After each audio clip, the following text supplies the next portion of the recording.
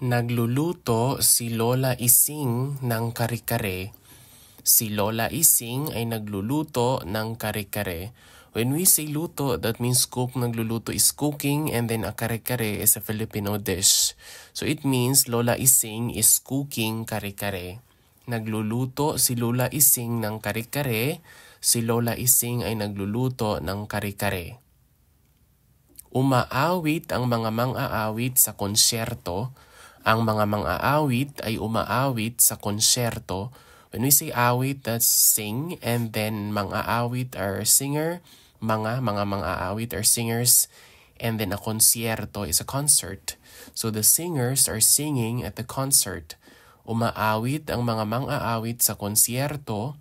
Ang mga mang-aawit ay umaawit sa konsyerto.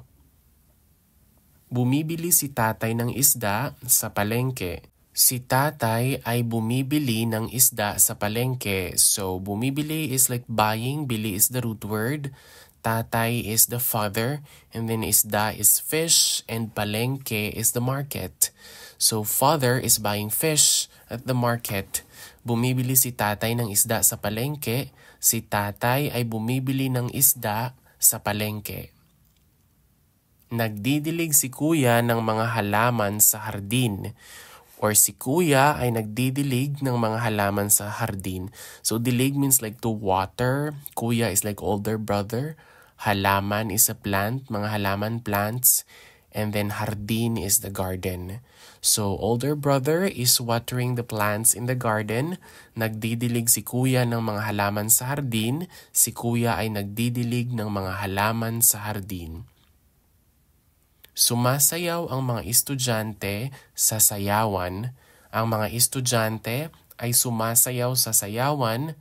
The students are dancing at the dance area, like a place where they dance sayawan. Sumasayaw ang mga estudyante sa sayawan. Ang mga estudyante ay sumasayaw sa sayawan.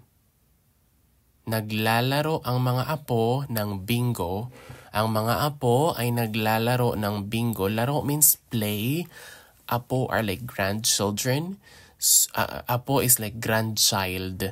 Yes, mga apo, grandchildren. And then bingo is a game. It's a card game. So the grandchildren are playing bingo. Naglalaro ang mga apo ng bingo. Ang mga apo ay naglalaro ng bingo. Tumatakbo ang kabayo sa karera, or ang kabayo ay tumatakbo sa karera. That means the horse is running in the race. Takbo means run. A kabayo is a horse. And then a karera is a race. Tumatakbo ang kabayo sa karera. Ang kabayo ay tumatakbo sa karera. Sumusulat ang reporter ng balita. Ang reporter ay sumusulat ng balita. So that sulat means write. A reporter is a reporter. And the balita is news. So it means news. So the reporter is writing the news or a news. Sumusulat ang reporter ng balita or ang reporter ay sumusulat ng balita. Umiinom ang pasyente ng gamot. Ang pasyente ay umiinom ng gamot. Inom is drink, pasyente is a patient, and then gamot is medicine. So the patient is drinking medicine. Umiinom ang pasyente ng gamot. Ang pasyente ay umiinom ng gamot. Natutulog ang mga turista sa hotel. Ang mga turista ay natutulog sa hotel. Tulog is sleep, and then turista is a tourist. Mga turista are tourists, and then hotel is a hotel. So the tourists are sleeping in the hotel. Natutulog ang mga turista sa hotel. Ang mga turista ay natutulog sa hotel. Nakikita ko ang mga ulap sa langit. Ang mga ulap sa langit ay nakikita ko. Kita is like can see, and then ulap are the cloud. An ulap is a cloud, mga ulap clouds, and then langit is the sky. So I see the clouds in the sky. Nakikita ko ang mga ulap sa langit. Ang mga ulap sa langit ay nakikita ko. Naririnig namin ang musika sa radyo. Ang musika sa radyo ay naririnig namin. Rinig is like can hear. Namin is like we. And then musika is music. and then a radyo is a radio. So we hear the music on the radio. Naririnig namin ang musika sa radyo. Ang musika sa radyo ay naririnig namin. Binigay niya ang regalo sa kaarawan ko.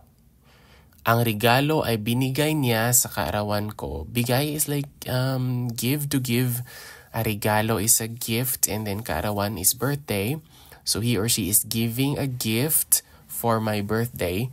Binigay niya ang regalo sa kaarawan ko. Ang regalo ay binigay niya sa kaarawan ko.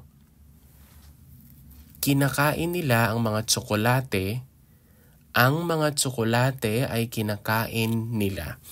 So, kinakain nila ang mga tsokolate. They are eating the chocolates. Kain means eat, and then chocolate. Chocolate, chocolates. Chocolate, yes. Ang mga tsokolate ay kinakain nila. It kind of like means the chocolates are being eaten by them. But generally, it also means they are eating the chocolates. Kinakain nila ang mga tsokolate. Ang mga tsokolate ay kinakain nila. Nililinis ko ang sasakyan ko. Ang sasakyan ko ay nililinis ko. So, linis means to clean. A sasakyan is a car. So, I am cleaning my car. Nililinis ko ang sasakyan ko. Ang sasakyan ko ay nililinis ko. Pupunta kami sa beach sa linggo. Kami ay pupunta sa beach sa linggo. Or you can also say sa beach kami pupunta sa linggo. But that's maybe in another video that we will do. So, punta means to go. Kami is uwi. And then linggo is, it means Sunday, or it can also mean like week. So, we will go to the beach on Sunday. Pupunta kami sa beach sa linggo. Kami ay pupunta sa beach sa linggo. Nag-aaral sila ng Japanese. Or sila ay nag-aaral ng Japanese. That means they are studying Japanese.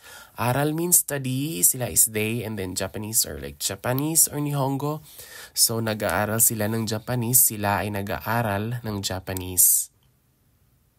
Nanalo ang boksingero sa laban. Ang boksingero ay nanalo sa laban. Nanalo means like won. A boksingero is like a boxer, and then a laban is a fight.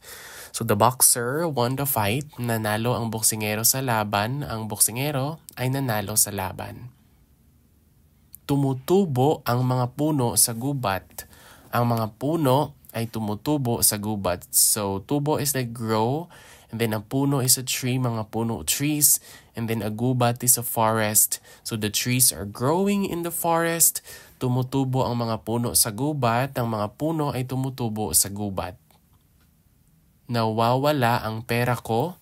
Ang pera ko ay nawawala. So, wala is like nothing, none. Nawawala is like missing, nowhere to be found. Pera is money. So, may money is missing. Nawawala ang pera ko. Ang pera ko ay nawawala.